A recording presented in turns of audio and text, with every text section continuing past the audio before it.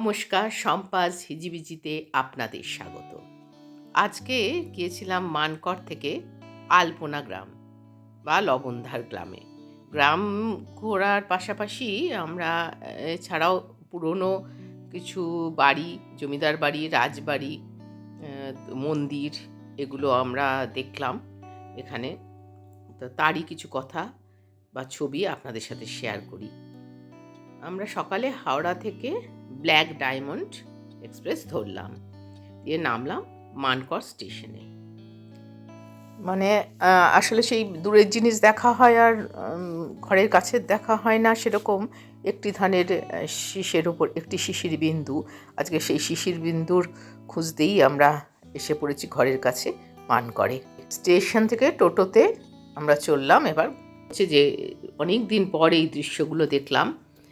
হাঁস চড়ছে, একটা খড় আর একটা গ্রামের যে একটা মিশ্রিত গন্ধ সেটা পেলাম। এই চলতে চলতে একটা পুরনো একদম পরিত্যক্ত একটা মন্দির, যেখানে এখন আবার একটা গভর্নমেন্টের কিছু স্বাস্থ্যকেন্দ্র হয়েছে, এই একটা মন্দির। তবু আমরা টোটো থেকে নেমে পড়লাম। এটা আমরা ইতিহাসটা জানি না, কিন্তু একটা একদমই পরিত্যক্ত, এখানে সম্ভবত শিব।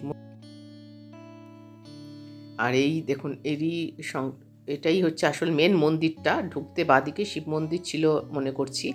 আর এটা সবাই রাধাকৃষ্ণর মন্দির বলছে, আমি জানি না। রাধাকৃষ্ণ মন্দির হলে আবার শিব মন্দির ওখানে ছিল, আমি নয় রাধাকৃষ্ণ হবে, না হলে মায়ের মন্দির হবে কোনো, মানে মা কালী বা এরকম কিছু টেরাকোটার কাজ করা। এবং ওই যে এই কিছুটা আবার দেখছি এই প্লাস্টারের মতো নাকি রং করে প্যারিস করা, বুঝতে পারছি না, সাদা সাদা হয়ে। মানে মন্দিরে কোনো পুজো দেবতা পান না, একদমই পরিত্যক্ত অবস্থায় রয়েছে দেখলাম। কিন্তু এই যে টেরাকোটার কিছুটা কাজ ওপরে রয়েছে, আর পাশ দিয়ে প্লাস্টার করে করে সব দেওয়া হয়েছে। এটা রক্ষণাবেক্ষণের জন্যই সম্ভবত। ওটি দেখে আবার আমরা চললাম।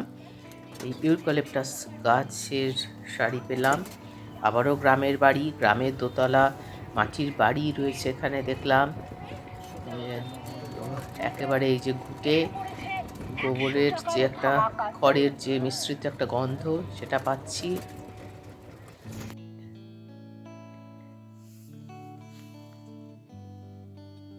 এই করতে করতে আমরা এসে গেলাম এই কবিরাজ বাড়ি। এটা হচ্ছে বর্ধমানের রাজার কবিরাজ ছিলেন, তার বাড়িতে আমরা চলে এলাম। রানী অসুস্থ ছিল, সেই রানীকে সারিয়ে তোলার জন্য কবিরাজকে মহারাজ প্রচুর সম্পত্তি দেন। তো একটি বারমহল, অন্দরমহল সহ একটি, মানে রাজপ্রাসাদই বলা যায়, এত বড় একটি বাড়ি। তো এখন একেবারেই অবস্থা খুবই খারাপ। এই সংলগ্ন একটি পুকুর, আমরা এই খিড়কির দরজা দিয়ে এখানে ঢুকবো। এখানে প্রতিষ্ঠিত এদের মা আনন্দময়ী আছেন, কিন্তু একটু দূরে সেই মন্দিরে পূজিতা হন। এই যে খিড়কির দরজা দিয়ে আমরা ঢুকছি, এখানে পুকুর। আগে এই পুকুরের পাশেই ছিল বিরাট রান্নাঘর, আর পুকুরে ছেলেদের এবং মেয়েদের, পুরুষ মহিলা আলাদা আলাদা ঘাট ছিল। বিরাট এরিয়া নিয়ে এটি তৈরি। এই হচ্ছে ওনারা থাকেন যে বাড়িতে, এবং শোনা গেল এটি রঞ্জিত মল্লিকের মামার বাড়ির অংশ আছে এখানে। একটা দিক এভাবে ভাগ হয়েছে। ওই উপরে দেখলাম, মানে জানলায় দুরকমভাবে গ্রিল করা আছে, বাইরে এবং ভেতরে, এবং সেই গ্রিলগুলো এতটাই মোটা মোটা, ওই বাইরে থেকে দেখছিলাম বোধহয় সেই গ্রিলগুলো হয়তো বা বিক্রি হয়ে গেছে, যেগুলো এখন মানে বোধহয় পাওয়াই যায় না, মানে দুর্লভ এবং দুর্মূল্য, সেগুলো বিক্রি হয়ে গেছে। তো এখানেরই একজন, এই কবিরাজ বংশেরই একজন পুত্রবধূ আছেন, বয়স হয়েছে, উনিই বলছিলেন এসব কথা আর কি, কাহিনী, যে এই জানলাগুলি ভেঙে নিয়ে যাওয়ার জন্যই এখন যেন তৎপর, এগুলোকে বাঁচিয়ে রাখার জন্য নয়। তো এটাই দেখে দুঃখ হলো যে এটার বাঁচিয়ে রাখার চেষ্টা নেই। ওপরে গাছপালা জন্মে গেছে, এতটাই খারাপ অবস্থা। হ্যাঁ, তাহলে আমরা কিসে আসবো? দুর্গাপূজায়? না, আমরা কোন পুজোটাই আসবো? দুর্গাপূজায় আসবো। দালানে এই ইনি হচ্ছে বৌমা, এই কবিরাজ বংশের। উনি এটা খুলে দিলেন আমাদের। এখানে দুর্গাপুজো হয়, তারপরে জগদ্ধাত্রী পুজো হয়। তো এই সব পুজো এখানে খুবই ধুমধাম করে পালন করা হয়। তো এটা দুর্গা মন্দির। তো আমাদের উনি আমন্ত্রণ করলেন যে পুজোর সময় আসতে।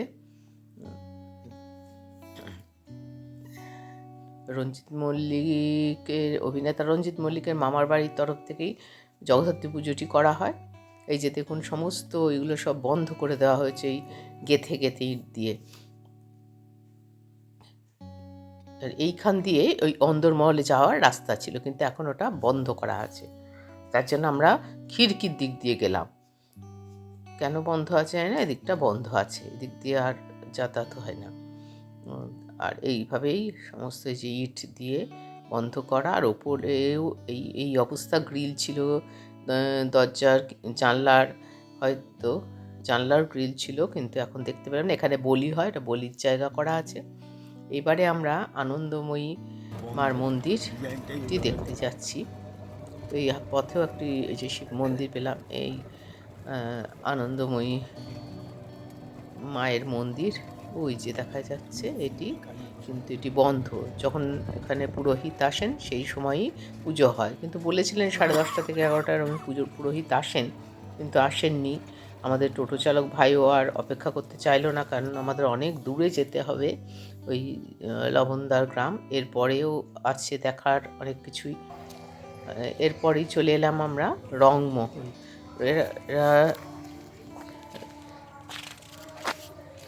রংমহলে এই যে এর মধ্যে লাল শালুক ফুটে আছে, দূর থেকে ভারী ভালো লাগলো। পুকুরে ছায়াগুলো পড়েছে সব গাছের। মাছ লাফালো, মানে মাছও আছে ভালোই মনে হচ্ছে। ওই লাল শালুক ফুটে আছে এই পুকুরের ধারে। এটি মূলত জমিদারের প্রমোদ ভবন ছিল। বাড়িটি হচ্ছে 500 বছরের পুরনো বাড়ি। এটি জমিদার বাড়ি। এটির নাম রংমহল। এটি ঐতিহ্য ও সংস্কৃতির নিদর্শন। জমিদার এসেছিলেন উত্তরপ্রদেশের কনৌজ থেকে। কনৌজের মনোরথ দুবে ও শ্রীকান্ত দুবে, তারা এসেছিলেন মথুরা রাধাবল্লভ সম্প্রদায়ে দীক্ষা নেওয়ার পর, কিন্তু এসে মেদিনীপুরে চন্দ্রকোনায় ওনারা থাকেন। তারপর গোস্বামী উপাধি লাভ করেন। এরপর তার বংশধররা গোস্বামী নামেই পরিচিত হন। মধুসূদন গোস্বামী, নিহারিদাস গোস্বামী, শ্যামসুন্দর গোস্বামী। এই পণ্ডিত শ্যামসুন্দর গোস্বামী আবার বর্ধমানের মহারাজা জগৎ রায় ও তার স্ত্রী ব্রজকিশোরী দেবীর কাছে বৈষ্ণব ধর্মে দীক্ষা নিয়েছিলেন এবং মানকরের কাছে খান্দারি গ্রামে বাস করতে থাকেন। পরে 1129 বঙ্গাব্দে তার পুত্র মহারাজা কীর্তিচাঁদ রায় এবং তার পুত্র চিত্রসেন রায়কে গুরুদক্ষিণা হিসেবে মানকর গ্রামটি ভক্তলাল গোস্বামীকে দান করেন। রংমহল হল সেই প্রাসাদযুক্ত বাড়ি। পণ্ডিত ভক্তলাল গোস্বামী প্রথম জমিদার হিসেবে প্রতিষ্ঠিত হন। দুটি অষ্টভুজাকার এখানে মন্দিরও রয়েছে। এখনও মন্দির দুটি সংস্কার করলে ভালো লাগে দেখে। খুব দুঃখ হলো যে মন্দির দুটি এখনও খুব সুন্দর আছে, খালি ওপরে গাছ এত জন্মেছে যে এই গাছগুলোকে যেন একটু ফেলে একটু সংস্কার করলেই কিছুটা আমাদের ইতিহাস থেকে যেতে পারে।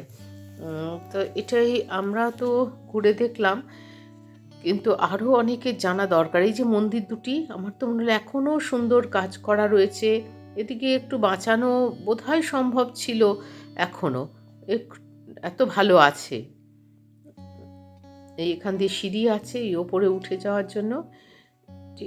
আর সমস্ত ধ্বংসাবশেষ হয়ে গেছে, সেভাবে কিছুই আর ঘর বলতে নেই। এই যে দেখুন কাজ করা সব মাথায়, ভীষণ একটা কাজ করার ব্যাপার এখানে আছে। বাইরেও দেখলাম, একদম বাইরের গেটেও দেখলাম কাজ করা। একটা আমি জানি না যে ঘটকরূপী সিংহ হয় সেটাই বাইরে রয়েছে কিনা। একটা সিংহ ভাব একটা জমিদারদের মধ্যে থাকতো, তো সেইটা বোঝাবার জন্য নাকি ওটা সত্যিই ঘোড়া নয় সিংহ, দুটোর একটা বাইরে গেটে আমি দেখলাম করা রয়েছে। সিমেন্টের ওপরেই কাজ, একটু ভেঙে গেছে, কিন্তু বোঝা যাচ্ছে। এবং সেটির হাতে আবার একটি ডাল, তাতে ফুল আছে। দেখুন কিভাবে এই যে ভেঙে ভেঙে গেছে।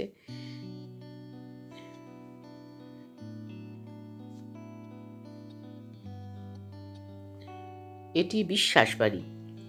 তো এখানে একটু প্রসিদ্ধ বাড়ি, এই বিশ্বাস বাড়ি। এইটি বিশ্বাস বাড়ির ঠাকুর দালান, মানে দুর্গা পুজো হয়, দুর্গা মন্দির, দুর্গা দালান। আর পাশে পাশে ওই যে হলুদ রঙের বাড়িটি, ওই হলুদ রঙের বাড়িটিতে ওনারা বসবাস করেন, ওনারা থাকেন।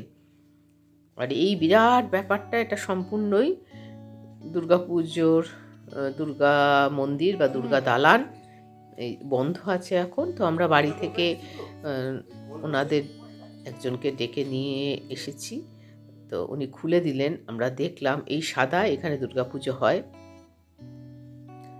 এই আলপনা দেওয়া রয়েছে, এইখানে বলি হয়, এই যে ঢাকা রয়েছে, এখানে বলি হয়। এটি খুব সুন্দরভাবে মেনটেন করা এখনো পর্যন্ত হয়েছে। ভবিষ্যতে জানি না কি হবে। দেখলাম পুরো ধোয়া এবং পরিষ্কার পরিচ্ছন্ন, এতটুকু ময়লা কোথাও নেই। এটি দেখে খুব ভালো লাগলো যে এত সুন্দর করে ওনারা এটিকে মেনটেন করেছেন।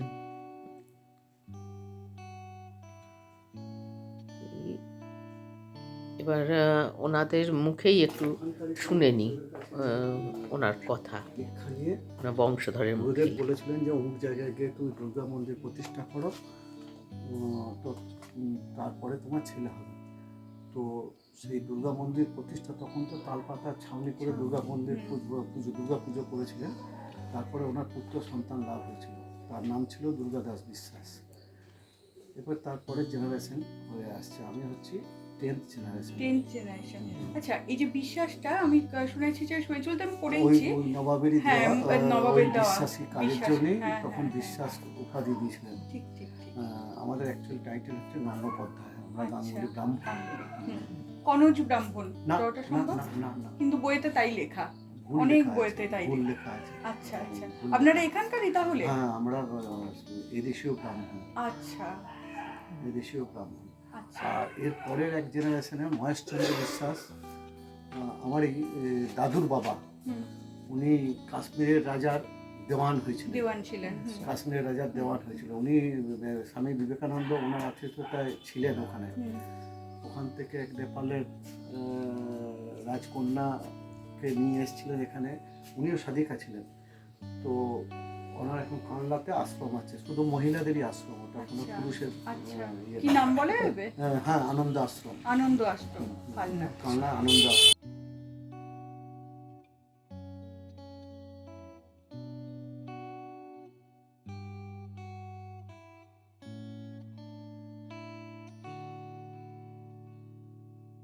এইভাবেই রয়েছে। এটাই ভালো লাগছে যে মায়ের শাড়ি পরিয়ে কাঠামোটাকে রাখা হয়েছে এখানে, প্রত্যেককে শাড়ি পরিয়ে রাখা হয়েছে। একটা খুব ভালো লাগলো দেখে, একদম যে শুধু নাঙ্গা করে রেখে দেওয়া না, যে ভালো লাগলো যে হচ্ছে গণেশ, প্রত্যেককে শাড়ি পরার, লক্ষ্মী। আর এই হচ্ছে ঠাকুর দালান, 300 বছরের পুরনো পুজো এটি। এই ঠাকুর দালানটি পরে তৈরি হয়েছিল। প্রথমে তো ওনার কথা শুনলেন যে এমনি ছাউনি দিয়ে ঘর ছিল। ওইটি চালচিত্রটি রাখা আছে একটা জায়গায় পাশেই। সিঁড়িটি আলপনা দেওয়া হয়েছিল, সেটি এখনো রয়েছে, যে সুন্দর রং করা। এই জানলার পাল্লাগুলো এবং ওই ওপরে খড়খড়িগুলো সবই সিমেন্ট দিয়ে তৈরি। এটি এখানে একটি বৈশিষ্ট্য আমার মনে হলো, এই ডিজাইনটি। হ্যাঁ, বিসর্জন হয়, হ্যাঁ, তখন ওটা খুব ভারী হয়, তো ওটাকে নামাবার জন্য আচ্ছা, এমনি কাঠামো শুদ্ধ তুলে দেওয়া হয়, দিয়ে টেনে নেওয়া হয়। টেনে নেওয়া হয়। আচ্ছা, তারপর নিচে এসে চাকা সিস্টেম আছে, চাকা লাগানো ওর হয়, তার উপর যায়। যায়। এভাবেই বিসর্জন যায় এই বিশ্বাস বাড়ির প্রতিমা। আমরা এই বিশ্বাস বাড়ি এবং বিশ্বাস বাড়ির যে গৃহকর্তা ছিলেন তাকে বিদায় জানিয়ে এইবারে আমরা যাব আলপনা গ্রাম। এখান থেকে প্রায় অনেকটাই রাস্তা। তো আমাদের টোটো বলেছে 7-8 কিলোমিটার। তো আমরা যাওয়ার পথে পেলাম church, Saint Martin's church, Sahebdanga. এই সাহেবডাঙ্গার উপর দিয়েই আমরা আলপনা গ্রাম যাব। তো এইখানে এই সাহেবডাঙ্গা গ্রামের এই যে চার্চ, কোনো বিশেষ একটি দিন আছে, মানে এটি কোনো পরিষেবা দেওয়া হচ্ছিল, তাই বেশ ভিড় ছিল চার্চে সেদিন। এই চার্চে উপাসনা হয়েছে, উপাসনার পরে এই মেয়েগুলির জিনিসপত্র সব এবার যথাস্থানে রাখার জন্য নিয়ে যাচ্ছে দুটি মেয়ে। Jesus Christ.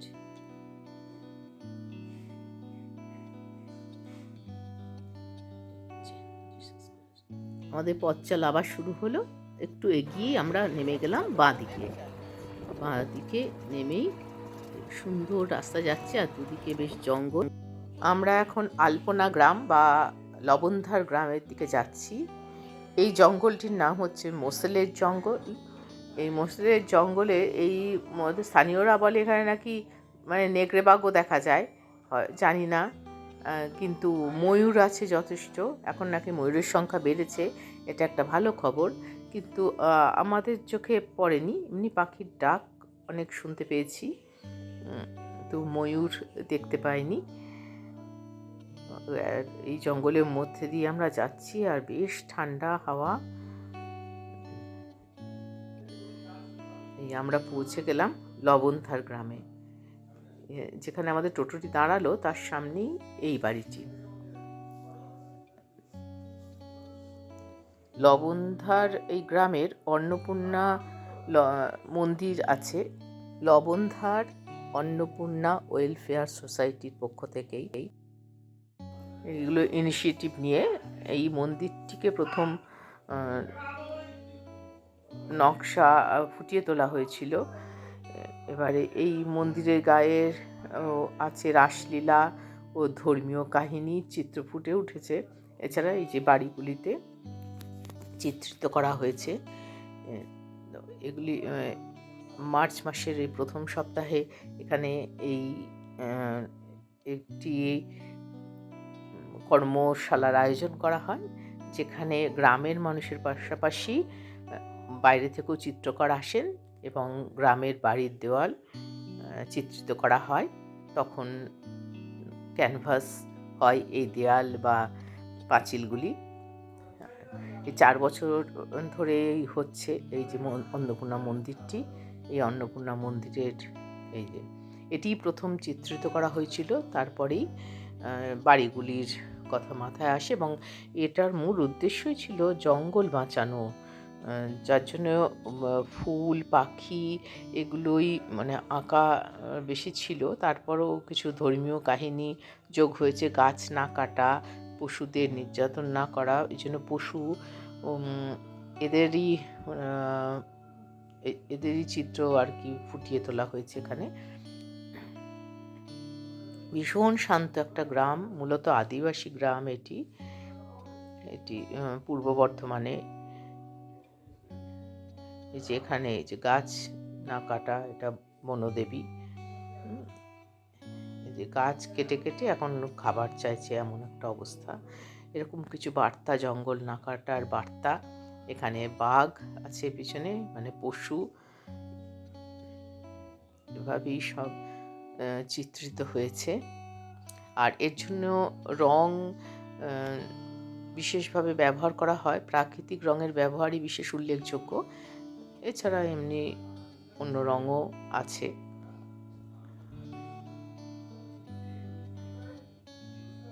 খুবই সুন্দর লাগছে। এই যে গ্রামের পথ, এটা সাপ, সেই বন্য পশু সংরক্ষণই এর বার্তায় দিচ্ছে। হরিণ,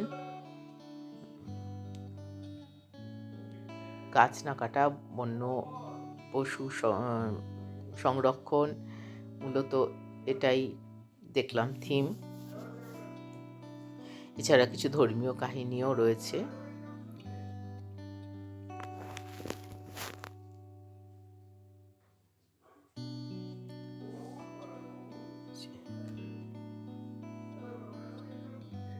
এটি একটু গোলাকার ধরনের একটা বাড়ির, এটা সদর বা খিড়কির দরজা, পাঁচিল, এটা একটু পাঁচিল, এটা একটু পাকা বাড়ি। এই রাস্তাটা এরকম ভাবে ঘুরে গিয়েছে। আদিবাসী নৃত্য তুলে ধরা হয়েছে এভাবেই। এখনো বেশ কিছু মাটির দোতলা বাড়ি চোখে পড়লো। এটাও একটি মাটির দোতলা বাড়ি। দেখুন, এই গ্রামের ভেতর আমরা ঢুকছি, গ্রামের পথ দিয়ে। এখানে একটি কালী মন্দির, মন্দিরটি এখন বন্ধ আছে। এই যে যাচ্ছি আমরা সোজা, এই পাঁচিলের গায়ে আঁকা, বাড়ির পাঁচিলের গায়ে আঁকা এই শ্রীকৃষ্ণ। এই একটু দেখুন, একটি সুন্দর একটি প্রাকৃতিক পরিবেশে এই দুই সম্প্রদায়ের দুই ভাই বসে গল্প করছে গাছের ছায়ায়। কি সুন্দর বার্তা! আহা, রাম, লক্ষ্মণ, সীতা, এখানে হরিণ রয়েছে, এখানে দেখুন সখী, এখানে 3 বধূ, এখানে কীর্তন হচ্ছে, এই যে মাঝখানে গৌরাঙ্গ। এখন এখানে থাকবার জন্য 2টি হোমস্টে আছে। একটি অন্নপূর্ণা ওয়েলফেয়ার সোসাইটি নিজে চালায়, আর একটি অন্য আছে। এখানে আপনারা থাকতে পারেন। এই এসে পড়লাম দুর্গা মন্দির বা দুর্গা দালানে। এখন ভেতরে কাঠামো আছে। এই আবার দুর্গাপুজোর সময় সেই কাঠামোতে মাটি পড়বে, দুর্গা প্রতিমা গড়া হবে, তারপরে মৃন্ময়ী দুর্গা চিন্ময়ী হবেন। এই দেখুন ভেতরে এই কাঠামোটি রয়েছে। এই যে চালচিত্র রয়েছে, এই কাঠামো। মন্দিরের গায়ে আঁকা রয়েছে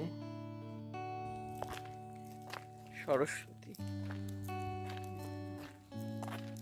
তার সাথে সবসময় একটা পশু পাখি এরকম থাকছেই, মানে এটা কিন্তু একটা বার্তা, বা জঙ্গল। হ্যাঁ,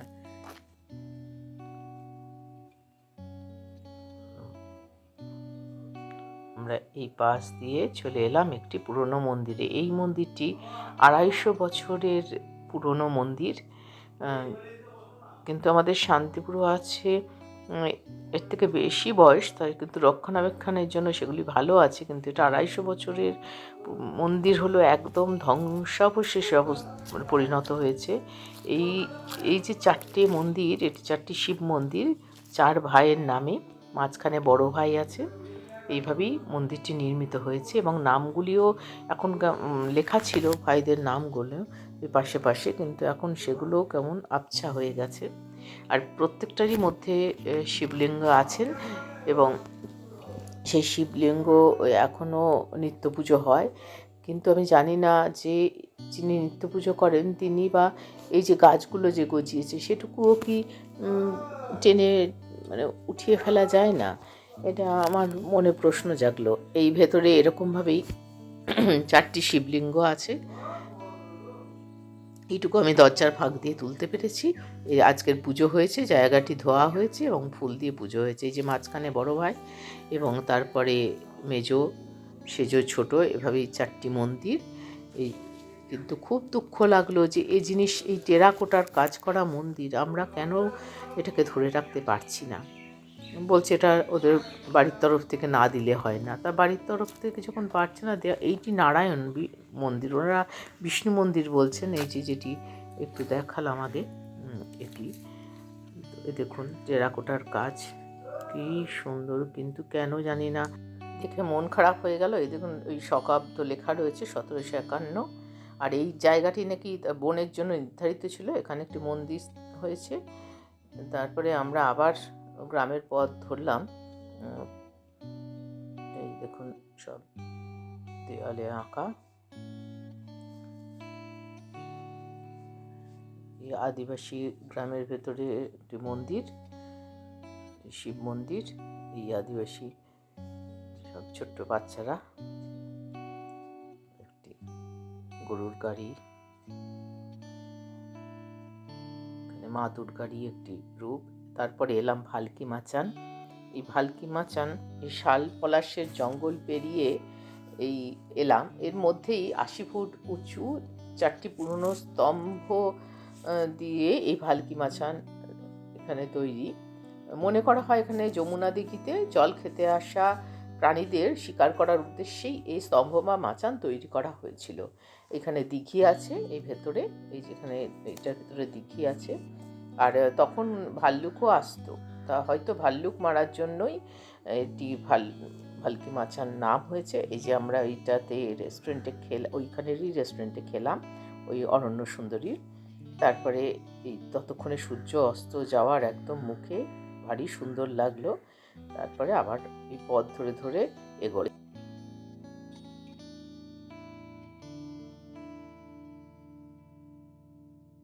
যখন দরিয়াপুর ডোকরা গ্রামে পৌঁছলাম তখন একদম সন্ধে হয়ে গেছে এবং আমাদের ট্রেন ধরারও তারা। আবার ব্ল্যাক ডায়মন্ড আমরা ধরবো, তাই জন্য ভীষণ তাড়াতাড়ি একটু গ্রামে একটু দেখে নিলাম। তখনও কারিগর বানাচ্ছে এই গ্রামের মানুষ, তিনি তখনও এই কাজেই নিযুক্ত রয়েছেন। আবার কেউ কেউ গুটিয়েও নিয়েছেন সন্ধে হয়ে গেছে বলে। তো এই যে বানাচ্ছে এই আগুনে পুড়িয়ে, পিতলকে আগুনে পুড়িয়ে এভাবে বানানো হয়। তারপরে আমাদের দেখে তাড়াতাড়ি তাদের যে তৈরি জিনিসগুলো এগুলো সব সাজিয়ে রাখলো দোকানের মতো, মানে আমরা যাতে কিনতে পারি তাই জন্য। কিন্তু আমাদের হাতে একদম সময় ছিল না, ওনাদের থেকে কেনা আমাদের উচিত, তাহলে ওনাদের তো একটু সাপোর্ট করা হয়। কিন্তু এই শিল্পকে বাঁচিয়ে রাখার জন্য যেটা বিশেষভাবে জরুরি, কিন্তু আমাদের হাতে এতটুকু সময় ছিল না, কারণ ওখান থেকে অনেক দূর আমাদের আসতে হবে মানকর স্টেশন। তাই আমরা খুব তাড়াতাড়ি করেই চলে এলাম। আবার এসে পথে আমরা একটি দোকান থেকে মন্ডা ও সিঙাড়া কিনে নিলাম, নিয়ে আবার ওই তখন পুরো সন্ধে, ভীষণ ঠান্ডা হাওয়া, তার মধ্যেই চলে এলাম। এরপরে আমাদের যাওয়ার কথা ছিল জলটুঙ্গি, সেটি আর আমাদের সময়ের অভাবে যাওয়া হলো না। জলটুঙ্গি আগে একটি বাড়ির অংশ ছিল, একটি জলের মধ্যে একটি বাড়ি, এভাবেই একটি রেস্ট হাউস ছিল, কিন্তু এখন এটি একটি হোটেল হয়েছে। তো আমাদের যাওয়া হয়নি এটি। তো আপনারা পারলে ওই ছবিটি একটু গুগলে দেখে নেবেন। তাই আমাদের যাওয়া হয়নি বলে ছবিও তুলতে পারিনি। এই যে এইভাবে আগুনে পোড়ায়, ডিজাইন করলেন করে আগুনে পোড়াতে দিলেন। এই যে এরা বসে গেছেন আর কি একটি মন্দিরের মণ্ডপের দালানে, এই আমাদের বিক্রি করার উদ্দেশ্য। কিন্তু সত্যি আমরা খুব দুঃখিত যে আমাদের কেনার সময় হয়ে উঠল না। আমরা গেছি খুব আনন্দ, তাহলে হয়তো ওদের একটুখানি মানে কেউ কিনবে, একটু ব্যবসা হবে, তো আমরা পারলাম না। আমাদের মধ্যে 2-1 জন তারই মধ্যে ছোটোখাটো জিনিস কিনেছেন চটচট করে, এই আর কি। আমরা চলে এলাম মানকর স্টেশনে। এবার ওখান থেকে আমরা ব্ল্যাক ডায়মন্ড ধরে বাড়ি। খুব ভালো লাগলো, মনে গেঁথে থাকলো। আপনারা দেখবেন। ধন্যবাদ।